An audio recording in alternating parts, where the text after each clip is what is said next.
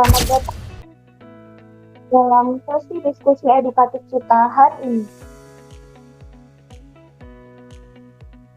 Bersama dengan saya, Sofyana Bila Halid, yang akan memandu obrolan seru kita hari ini. Topik kita kali ini cukup berani dan juga penting sekali untuk masa depan dan juga birokrasi kita, yaitu bedah tuntas soal nepotisme dalam pengangkatan jabatan di pemerintahan. Tetapi tenang saja, hari ini saya nggak sendirian. Saya juga hadir bersama dengan rekan-rekan saya yang sangat luar biasa. Ada rekan saya Brian, Sigal, Bagus, dan juga Rizky. Masalah integritas dalam birokrasi selalu menjadi topik yang sangat hangat dan penting untuk kita bedah, terutama mengenai yang dapat merusak profesionalitas kita sebagai pelayan publik. Hari ini, kita akan mengupas tuntas fenomena nepotisme dalam pengangkatan jabatan di pemerintahan Indonesia melalui metode 5W1H. Tujuannya jelas, agar kita semakin memahami batasan etika dan juga aturan agar tercipta lingkungan kerja yang sehat dan juga berbasis kompetensi. Langsung saja, kita masuk sesi Q&A untuk pertanyaan pertama mengenai nepotisme.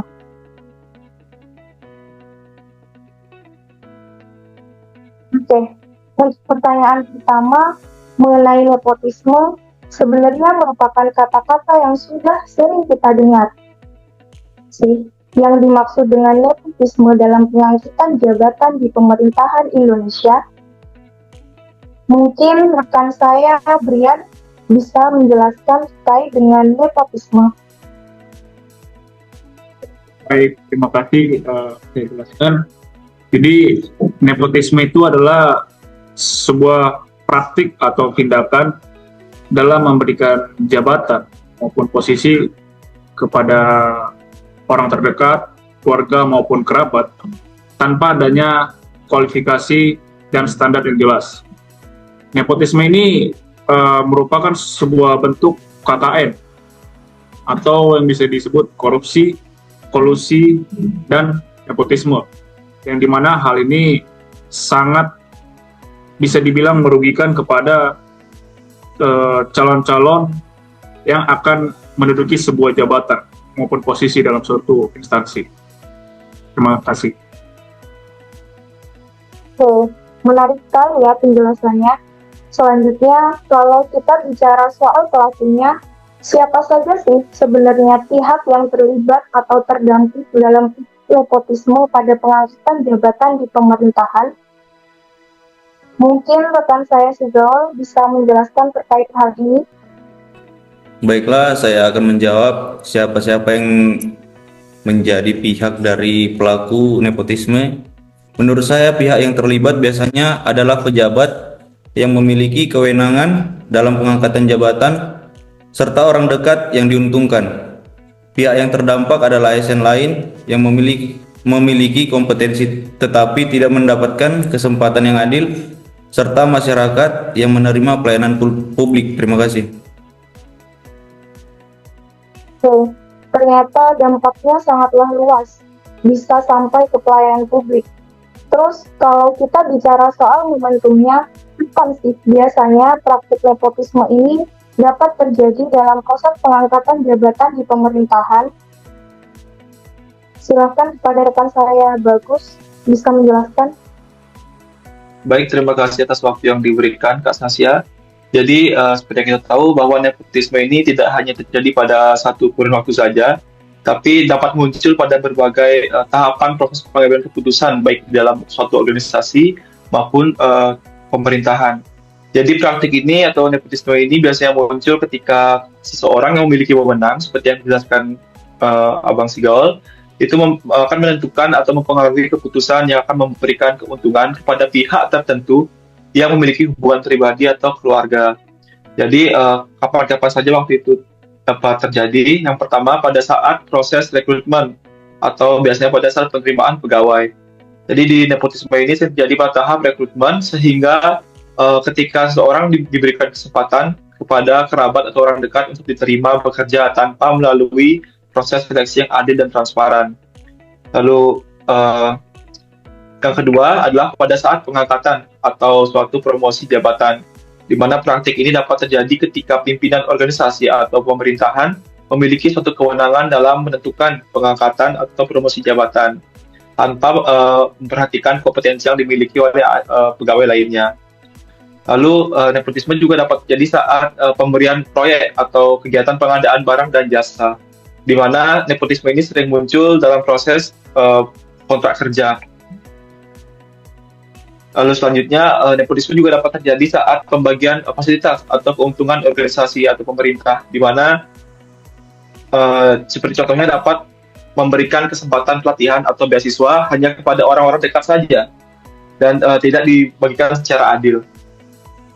Jadi kesimpulannya di sini, nepotisme dapat terjadi kapan saja ketika terdapat kekuasaan atau kewenangan yang dapat dimanfaatkan untuk menguntungkan suatu pihak tertentu yang memiliki hubungan secara pribadi. Sekian Kak Sasya, terima kasih. Sudah sangat jelas ya untuk penjelasannya. Kemudian kita lanjut ke pertanyaan yang selanjutnya nih. Ini kan terkait dengan isu nasional, tapi sebenarnya di mana saja sih nepotisme ini dapat terjadi dalam lingkungan pemerintahan di Indonesia?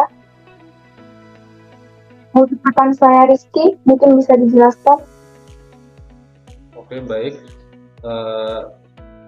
Untuk di mana sering terjadinya nepotisme di Indonesia ini, rentannya praktik ini berkaitan dengan kekuasaan, jabatan, dan akses terhadap sumber daya. Yang pertama itu yang paling sering terjadi pada dunia politik. Dunia politik jadi seringkali diwariskan atau diberikan kepada orang yang masih memiliki hubungan keluarga dengan pemimpin sebelumnya, misalnya anak, istri, atau kerabat dekat yang maju untuk pemilihan umum. Yang sering kita dengar itu dinasti politik. Yang kedua itu dalam birokrasi pemerintahan.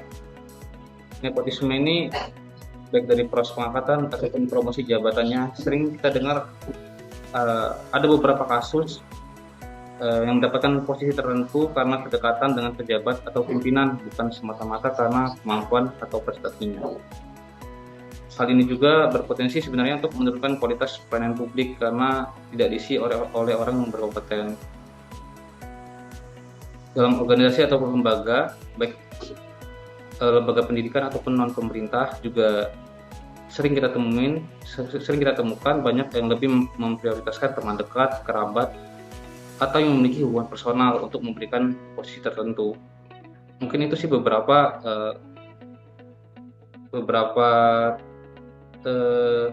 tempat-tempat yang sering kita temui praktek nepotisme di Indonesia. Terima kasih. Terima kasih. Berarti sistem pengawasan di tiap-tiap instansi memang harus kuat ya. Nah, di sini saya masih penasaran. Kita kan sudah punya aturan yang cukup ketat mengenai masalah nepotisme ini sejak lama. Tapi mengapa sih masih saja terdapat praktik nepotisme yang terjadi dalam pengangkatan jabatan di pemerintahan Indonesia? Silakan kepada rekan saya Biat dapat dijelaskan terkait dengan hal ini. Ya, jadi mengapa hal ini masih terjadi di Indonesia? Sebenarnya ini terbagi dalam beberapa faktor.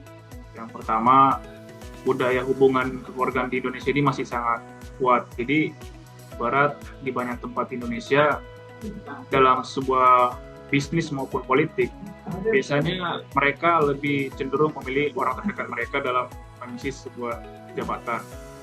Terus yang kedua, sistem rekrutmen di Indonesia ini belum sepenuhnya transparan. Di beberapa sektor, terutama politik, bisnis keluarga maupun organisasi tertentu, proses rekrutmennya itu masih belum sepenuhnya transparan. Jadi hal ini sangat berpeluang besar untuk membuka nepotisme dalam sebuah organisasi. Kemudian kurangnya budaya meritokrasi. Budaya meritokrasi ini sangat kurang di Indonesia ini karena yang kita tahu budaya ini kan seperti meritokrasi, itu adalah sebuah budaya yang memilih orang dengan kemampuan dan presisi yang mumpuni. Tetapi di Indonesia ini budaya itu belum kita terapkan secara sepenuhnya, sehingga nepotisme ini masih bisa berpeluang di Indonesia. Jadi itu saja dari saya. Baik, terima kasih untuk penjelasannya. Jadi, sektor integritas dan juga transparansi masih menjadi peluang sangat besar. Untuk penutup obrolan kita hari ini, bagaimana sih caranya mencegah nepotisme dalam pengangkatan jabatan di pemerintahan? Untuk rekan saya Sigal. Baik, menurut saya ada beberapa cara untuk mencegah praktik nepotisme atau dalam pengangkatan jabatan di pemerintahan, khususnya di Republik Indonesia. Mungkin yang pertama ada sistem merit, menerapkan sistem merit, yakni pengangkatan jabatan berdasarkan kompetensi, kualifikasi, dan kinerja. Jadi seseorang diangkat atau diberikan jabatan berdasarkan kualifikasi serta kinerja dia beberapa tahun di instansi dia kerja tersebut. Kemudian ada juga sistem transparansi, yakni dalam proses seleksi jabatan, pengawasan yang ketat, serta penerapan aturan yang tegas terhadap praktik KKN.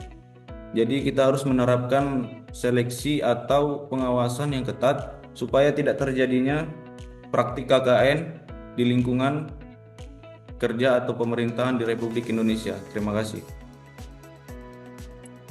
Baik, jadi kesimpulannya profesionalitas bukan hanya soal seberapa tinggi jabatan kita, tapi bagaimana kita meraihnya dengan cara yang jujur dan juga adil.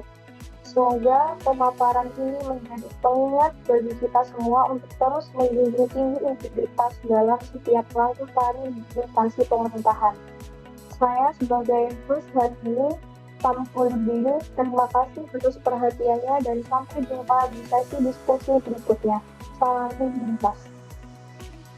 Terima kasih, Mbak. Terima kasih banyak atas waktunya, Kak. Terima kasih.